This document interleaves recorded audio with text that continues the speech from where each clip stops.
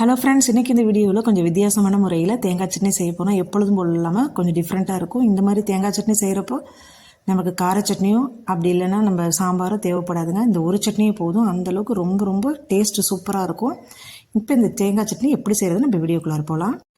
இப்போ தேங்காய் சட்னி செய்கிறதுக்கு அரை முடி ஃப்ரெஷ்ஷான தேங்காயை இந்த மாதிரி துருவி வச்சுக்கலாங்க. 4லேருந்து 5 பூண்டு பல் எடுத்துக்கோங்க. இதில் வந்துட்டு ஒரு 100 கிராம் அளவுக்கு பொட்டுக்கடலை எடுத்துக்கலாம்.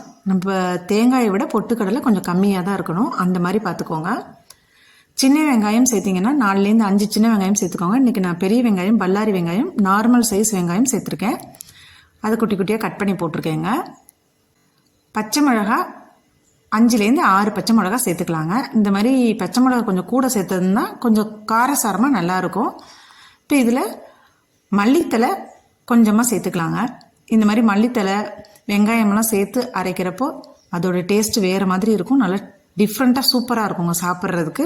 இப்போ இது எல்லாத்தையுமே மிக்ஸி ஜாருக்கு மாற்றி நல்லா நைஸாக அரைச்சிக்கலாம். இப்போ எல்லாமே நல்லா நைஸாக அரைச்சிட்டோங்க. இப்போ இதை தாளிக்கிறதுக்கு என்னென்னு பார்க்கலாம்.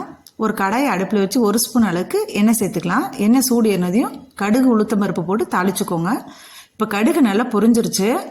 இந்த டைமில் கொஞ்சமாக பெருங்காயத்தூள் சேர்த்துக்கலாங்க. இப்போ கருவேப்பிலையே போட்டுடலாம். கருவேப்பிலையை போட்டு உடனே அடுப்பை ஆஃப் பண்ணிடுங்க. அது கருவேப்பிலை வந்து கலர் மாறக்கூடாது. இப்போ நம்ம அரைச்சி வச்சிருந்த சட்னியில் இந்த தாளிப்பை சேர்த்துடலாங்க. அவ்வளோதான் ஃப்ரெண்ட்ஸ், நம்மளுக்கு சுவையான மனமான தேங்காய் சட்னி ஒரு டிஃப்ரெண்ட்டான முறையில் டிஃப்ரெண்ட்டான டேஸ்ட்டில் ரெடியாக இருக்குது. இதை நீங்கள் வீட்டில் ட்ரை பண்ணி பார்த்துட்டு எப்படி இருக்குன்னு சொல்லுங்கள். இந்த மாதிரி சட்னி செய்கிறப்ப நம்மளுக்கு வேறு எந்த சட்னியுமே தேவைப்படாதுங்க. கார சட்னியோ பூண்டு சட்னியோ இல்லை வேறு சாம்பாரோ எதுவுமே தேவைப்படாது. அந்த அளவுக்கு இந்த சட்னி காரசாரமாக சாப்பிட்றதுக்கு கொஞ்சம் வித்தியாசமாக நல்லா இருக்குங்க. இந்த தேங்காய் சட்னி இட்லி, தோசை, பொங்கல், சப்பாத்திக்கு ரொம்ப ரொம்ப சூப்பரான சைடிஷுங்க. இதை நீங்களும் வீட்டில் ட்ரை பண்ணி பார்த்துட்டு எப்படி இருக்குன்னு கமெண்ட் பாக்ஸில் கமெண்ட் பண்ணுங்கள்.